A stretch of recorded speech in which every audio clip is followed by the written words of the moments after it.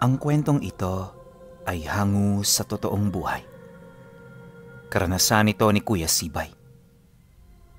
Taong 1959, Villaverde, Nueva Vizcaya.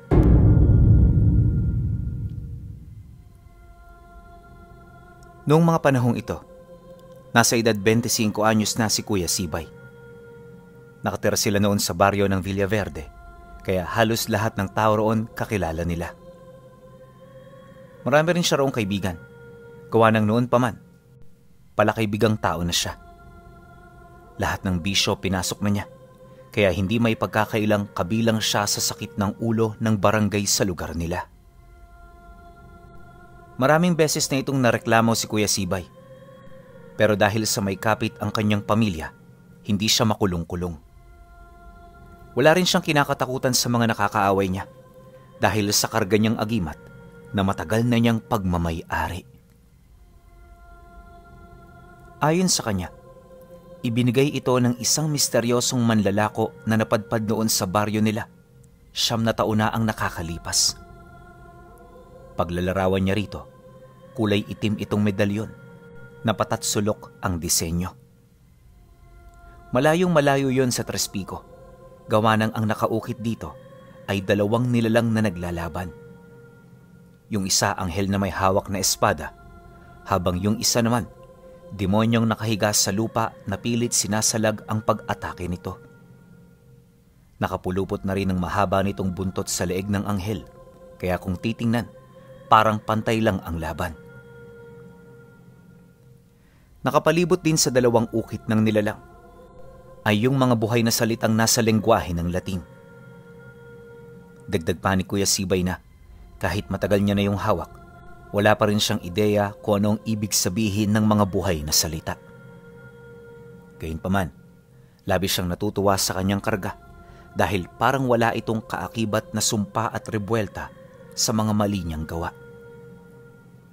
Hindi kagaya ng ibang antingero na may mga sinusunod na batas, siya ay wala.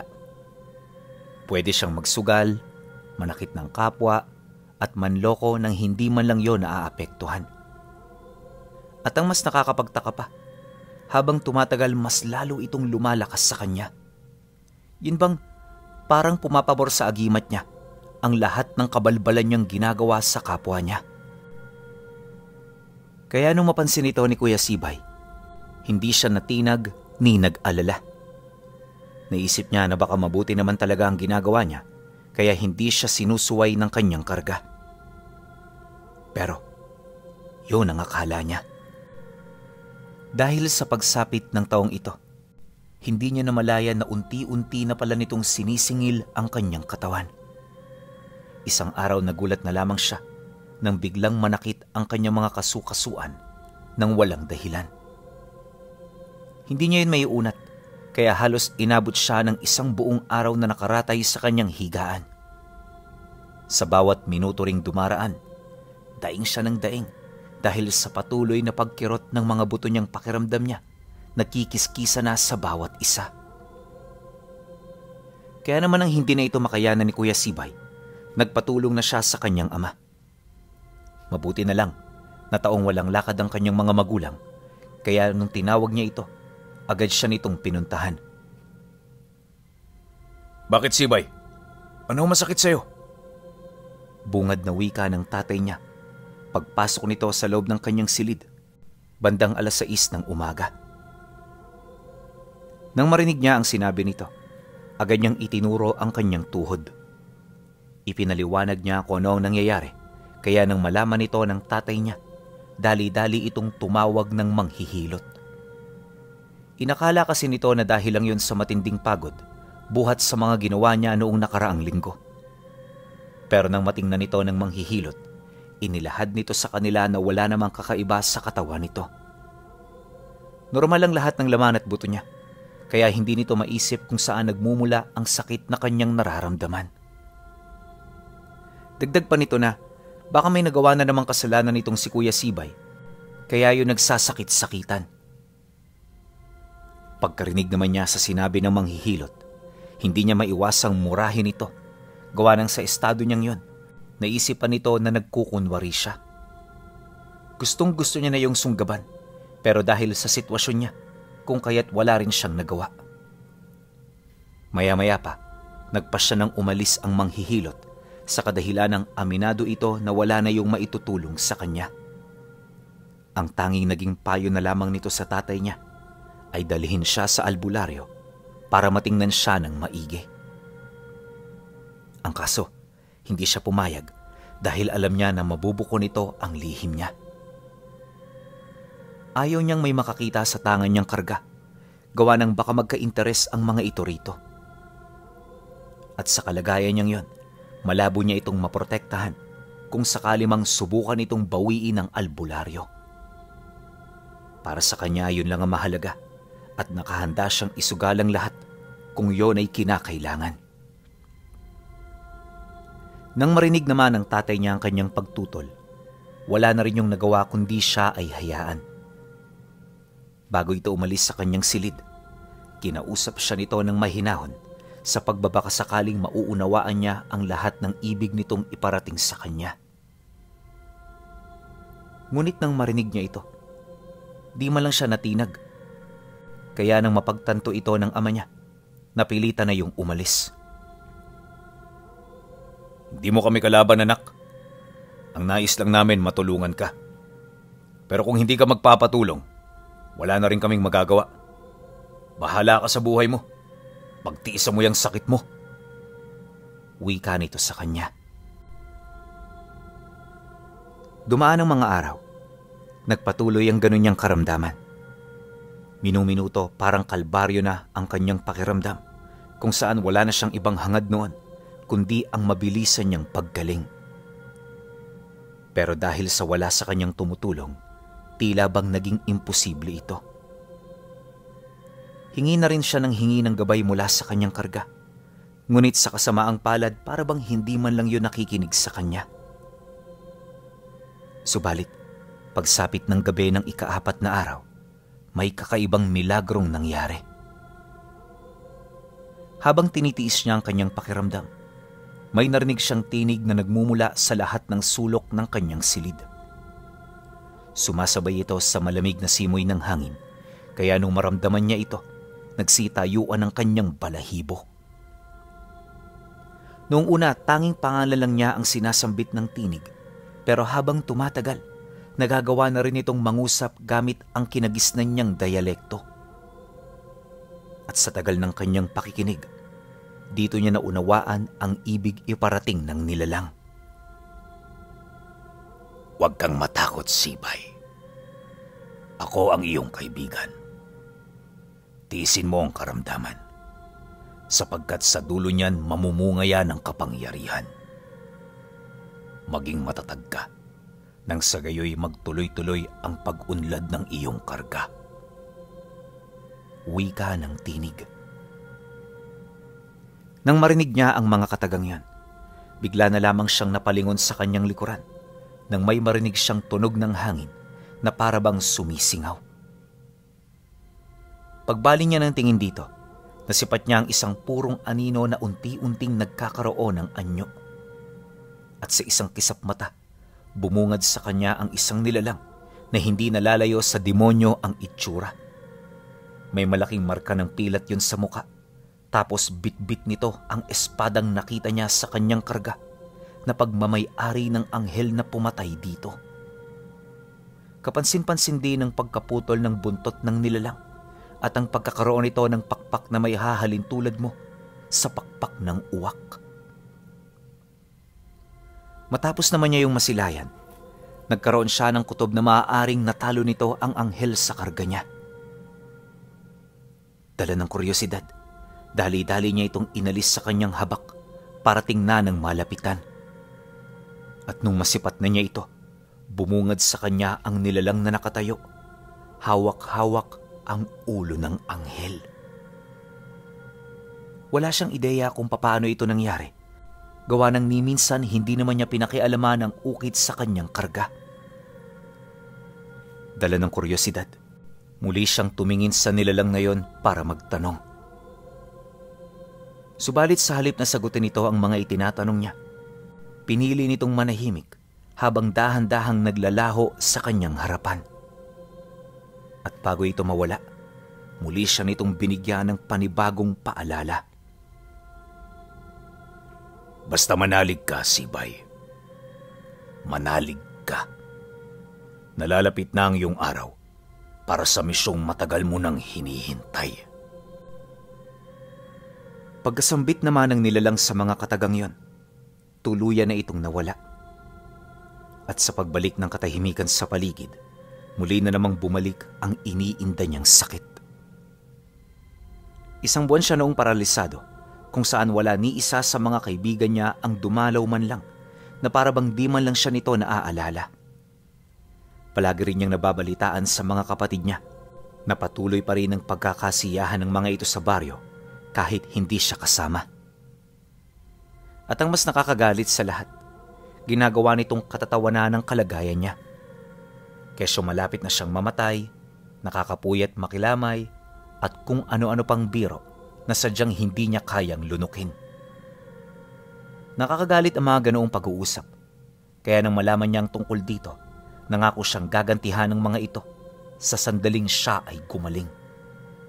Hindi na rin niya yun itinuturing ng mga kaibigan, bagkus ay mga kaaway na. Dumaan pa ang ilang linggo. Unti-unti nang nawala ang sakit ng kanyang mga kasukasuan.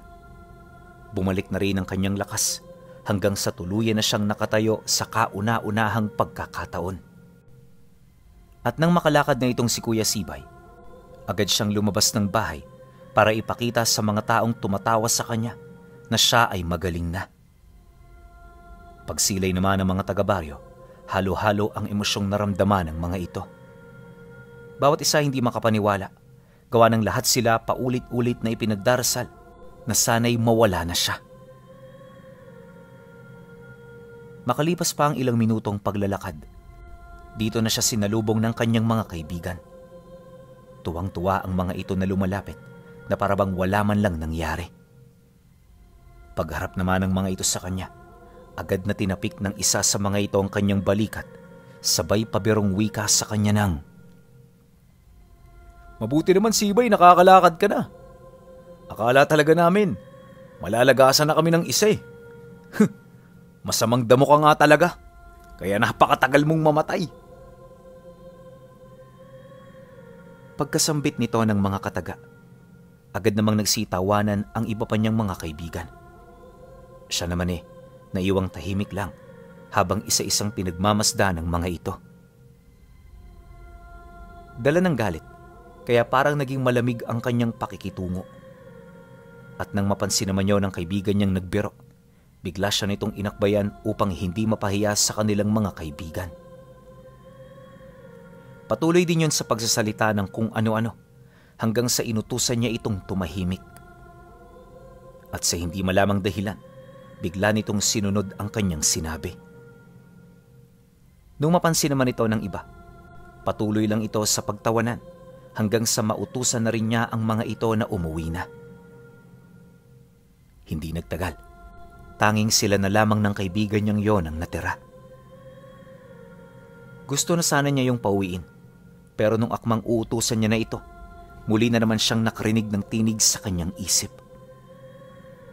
Inutusan siya ng tinig na dalhin sa gubat ang kaibigan niya para isagawa ang pinakahuli niyang paghahanda.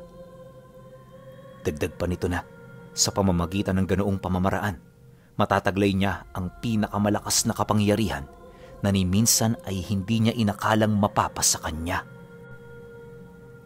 Nang marinig ni Kuya Sibay ang tungkol dito, hindi siya nagdalawang isip na yon ay sundin. Pagalis nila ng baryo, dali-dali nilang tinahak ang daan patungo sa gubat. Bandang 6:00 na ng hapon nang marating nila ito, kaya medyo madilim na ang buong paligid.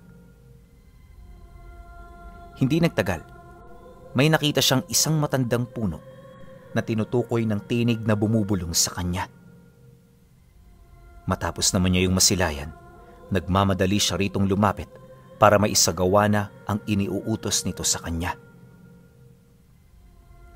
Nang marating na nila ang lugar, dali-dali siyang naghukay ng uka habang yung kaibigan niya nananatiling nakaupo at tulala.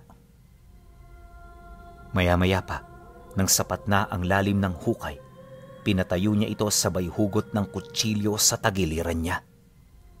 Pagkakuha niya rito, agad naman niya yung itinarak sa dibdib habang nagdarasal. Maya-maya pa, dito niya na hinugot ang puso nito hanggang sa magawa niya na itong makuha. At nung nakuha na niya ang bagay na yon, hiniwaan niya ito sa gitna kung saan tumambad sa kanya ang isang itim na bilugang bato. Ayon sa nilalang na kumakausap sa kanya, yon ang bertud na magbibigay sa kanya ng labis na kapangyarihan. At ang kailangan niyang gawin para mataglay ito ay ipasok yon sa kanyang sistema. Nang marinig naman yon ni Kuya Sibay, dali-dali niya yung nilulon nang walang pagdadalawang isip. Matapos niya itong gawin, tinadyakan niya patungo sa hukay ang nakabulagtang katawan ng kanyang kaibigan. Mabilis din niya yung tinabunan upang maitago ang karumal-dumal niyang ginawa. Pagbalik niya sa baryo, umakto siya na parang walang nangyari. At sa halip na maglakad-lakad pa, diretso na siyang umuwi. Kinabukasan, di pa man naging usap-usapan ang pagkawala ng isa sa mga kaibigan niya. Marami nang naghahanap dito pero walang kahit ni isa ang makapagturo. Yung ibang mga kaibigan niya kasi hindi maalala ang ginawa nila noong nagdaang araw. Kaya naman, bigo nitong maituro si Kuya Sibay bilang huli nitong kasama. Bagay na naging daan upang makaligtas siya mula sa asuntong naghihintay sa kanya. At sa paglipas ng mga araw, nanatiling walang ideya ang mga ito sa kung saan naroon ang binatilyo. Sa katagalan ng paghahanap, nagpasya na ring sumuko ang mismong mga magulang nito. At habang nagluluksa ang pamilya ng biktima, siya naman ay unti-unti nang nagpapalakas para sa huling misyon na gagawin niya. Balak nang nilalang sa kanyang isip na paslangin ang babae lang nakatira sa karatig lugar na siya namang pinuno ng isang maliit na pangkat ng mga antingero. Ayon dito, tanging ito ang kinakailangan niyang patayin kung hangad niyang mapanghawakan ang mga tao sa lugar nila. Dagdag pa nito na, sa estado niya kaya niya na itong kalabanin, lalo na kung mapaghusaya niya pa ang paggamit sa bago niyang abilidad. Ayon kay Kuya Sibay, bertud ng mataas na uri ng aswang ang kanyang tinangan. Kaisa ito ng kanyang kaluluwa, ngunit hindi ito kaisa ng kanyang katawan. Kaya anumang oras, kaya niyang gamitin ang pagiging purong tao niya. At kapag nasa ganun siyang estado, walang kahit na anong pangontra ang makakaapekto sa kanya. Subalit kapag ginamit niya ang pagiging aswang niya, magkakaroon siya ng abilidad na magpalit anyo. Mamumutawi rin sa kanyang laman ang kagustuhang kumain ng karne ng tao, kaya sa loob ng mga sandaling yon, wala siyang ibang gagawin kundi ang maghanap ng biktima at manalasa sa mga lupa. Gayunpaman sa kabila ng ganoong kakayahan, mananatili sa kanyang wisyo ang pagkontrol sa kanyang katawan. Sa madaling sabi, ang mga gagawin at ikikilos niya ay nakadepende na lamang sa kanyang magiging pasya. Matapos naman niyang makuha ang ganoong kakayahan, lahat ng karamdamang iniinda niya biglang nawala. Naging matalas din ang kanyang paningin at pandama sa puntong nararamdaman na niya ang mga naiisip at binabalak sabihin ng mga nakapaligid sa kanya. Dahil dito kaya naging kampante siya. Naisip niya na sa ganoong kapangyarihan, wala nang makakatapat sa kanyang abilidad. Inakala rin niya na sa pamamagitan ng pagpatay sa babaylan, uusbong sa maraming dako ang kanyang pangalan. Kaya makalipas ang isang buwang pagsasanay, naging madalas na ang pagpunta niya sa karatig baryo para magmanman. Matagal nang matunog sa lugar na yon ang babaylan, kaya nang marating niya ito, hindi na siya nahirapang yon ay hanapin. Pagsilay naman niya sa matanda, napansin niya na uugod-ugod na ito. Palagi rin yung may dalang tungkod na parabang hindi na nito kayang bumalanse gamit ang kanyang katawan. Nang mapagtanto naman ni Kuya Sibay ang tungkol dito, ipinagmalaki niya sa tinig na nasa kanyang isip kung ano ang mga hakbang na kanyang gagawin bago niya ito paslangin. Ngunit nang marinig ng nilalang ang kanyang sinabi, tanging babala lamang ang naisagot nito sa kanya. Huwag kang masyadong kumpiyansa sa mga naiisip mo. Kahit ganyan ang matandang yan, kinakasihan niya ng isang anghel. At hindi mo yan basta-bastang mapapatay kung hindi mo gagamitan ng talino. Tandaan mo, Sibay, panlilin lang ang pinakapangunahin nating kapangyarihan. Sa pamamagitan niyan, nalulusutan natin ang mga kalabang di hamak na mas makapangyarihan kumpara sa atin. Nang marinig niya ang sinabi nito, hindi niya ito gaanong inisip. Naniniwala siya, lakas ang basihan ng kapangyarihan, kaya sa pamamagitan lamang ng duelo, masasabi kung sino ang mas makapangyarihan sa kanilang dalawa.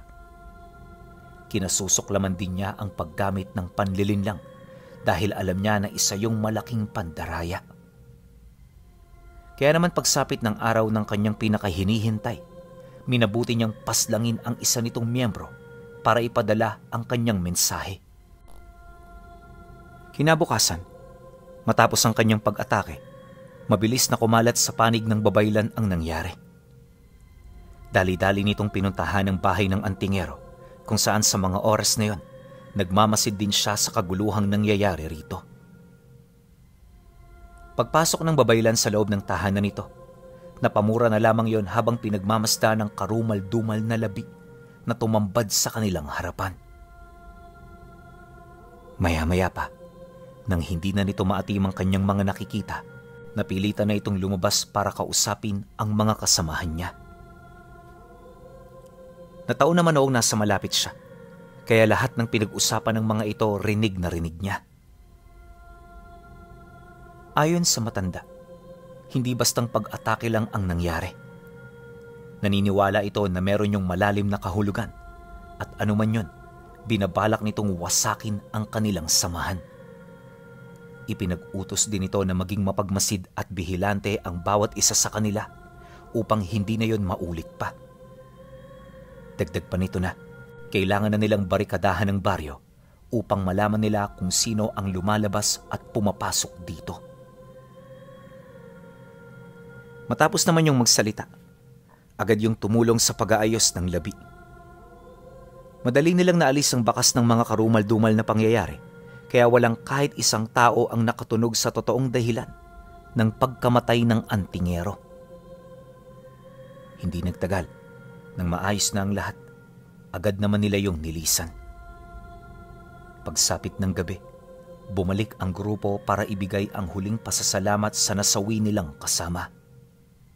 Sa puntong yon, nakikiramay din itong si Kuya Sibay para mapanatili ang pagtiktik sa kilos ng grupo. Sa paglalim naman ng gabi, palihim siyang tumungo sa likod ng bahay nito para magpalit anyo. Nung may isa katuparan na niya ito, maigi niyang minanmana ng kilos ng mga antingerong naroon. Kampante siyang umatake noong mismong gabi, gawa ng hindi kasama ng mga ito ang babaylan. Pagsapit ng alauna ng madaling araw, dito pa lamang umuwi ang mga antingerong nagbabantay. Matyaga niyang hinintay na yon ay magkahiwa-hiwalay bago siya humanap ng kanyang biktima. At nung matupad na nga ang hinihintay niya, pinuntirya niya ang pinakamatanda sa mga ito. Pagdating ng antingero sa 100 walang katao-tao, di na siya nagdalawang isip na lumapag sa harapan nito. Mabilis din siyang nagpalit ng anyo hanggang sa magpang-abot na ang kanilang paningin. Nang masipat naman siya ng matanda, agad naman yung nagtaas ng bakod at puder, sabay hugot ng latigo nito na punong-puno ng pangontra. Ikaw ba ang pumatay sa aming kapatid? Galit na tanong nito sa kanya. Nang marinig niya ang sinabi nito, dahan-dahan naman niyang nilawayan ang kanyang braso gamit ang mahaba niyang dila. Pagkatapos nito, tumitig siya rito ng nakangisi, sabay pagsagot ng,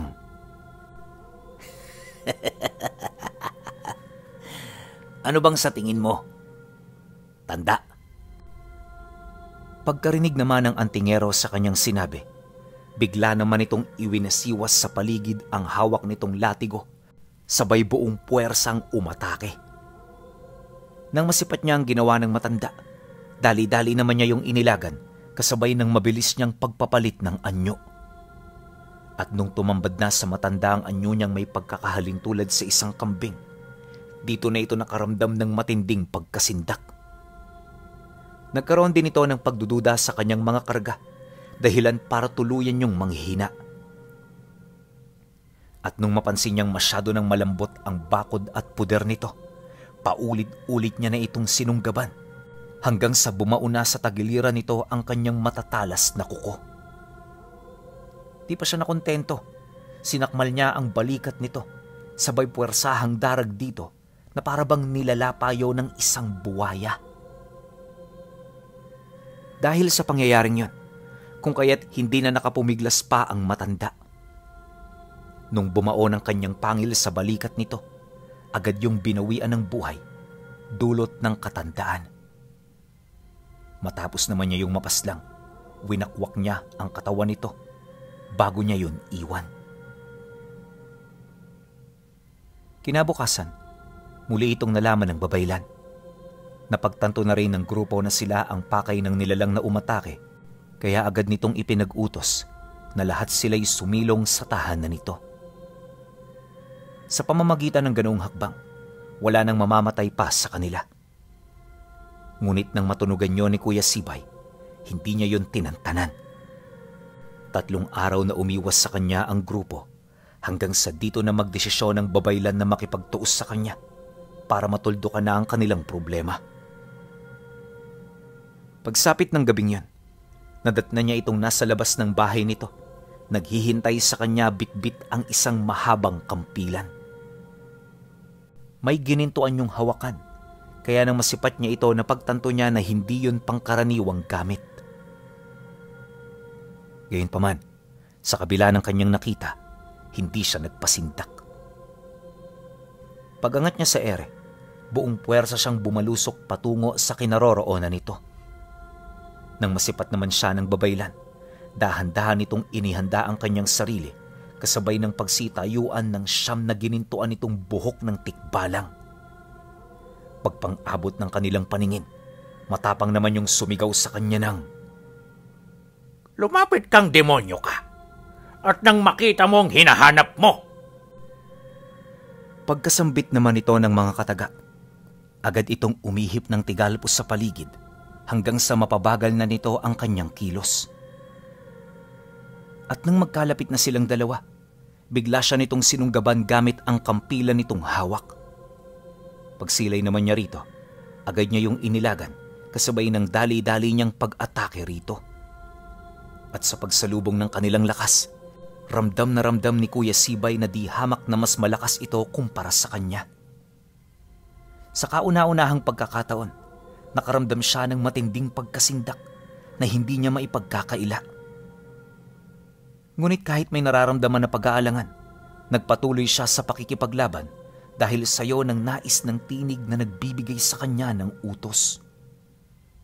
Hindi niya ito kayang suwayin, kaya kahit nalagay na siya sa alanganin, ipinagpatuloy niya ang kanyang pag-atake hanggang sa tumama na sa kaliwa niyang balikat ang mismong talim ng kampilan.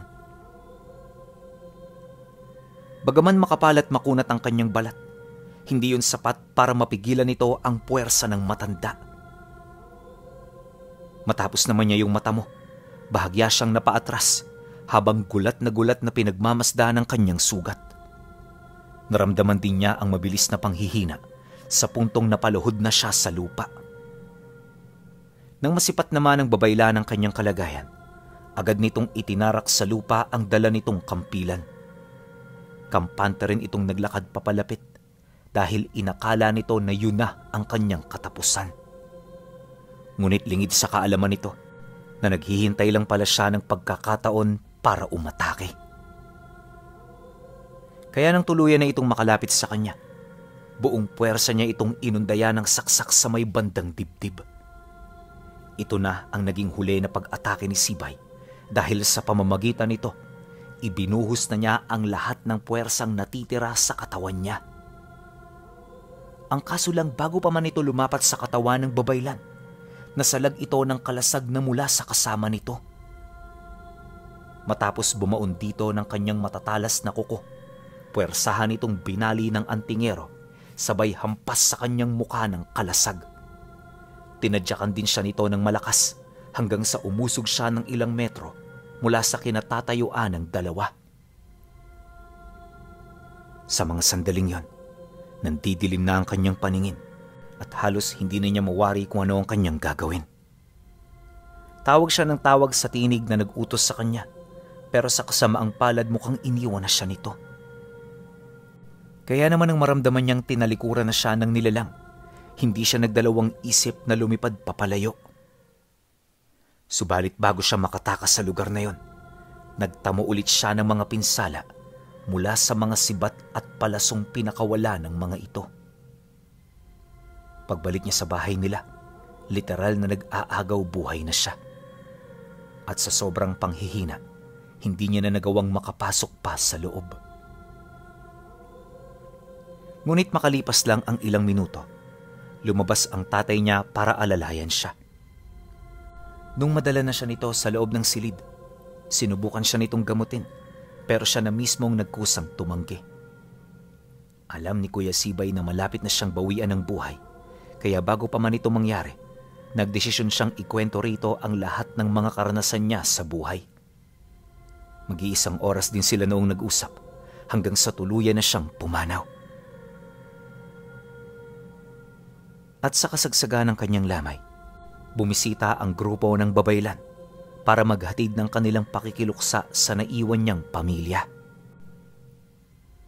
Bago rin siya nito pinahintulutang ihimlay, siniyasat nito ang katawan niya upang masigurong wala siyang dalang sumpa ng maranhig. Matapos nun, umuwi na ang grupo at kailan may hindi na nagpakita pa. Pero kahit matagal nang hindi ito nasisilayan ng kanyang ama, nananatiling sariwa pa rin sa memorya nito ang nakakagimbal na karanasan ni Kuya Sibay sa kamay ng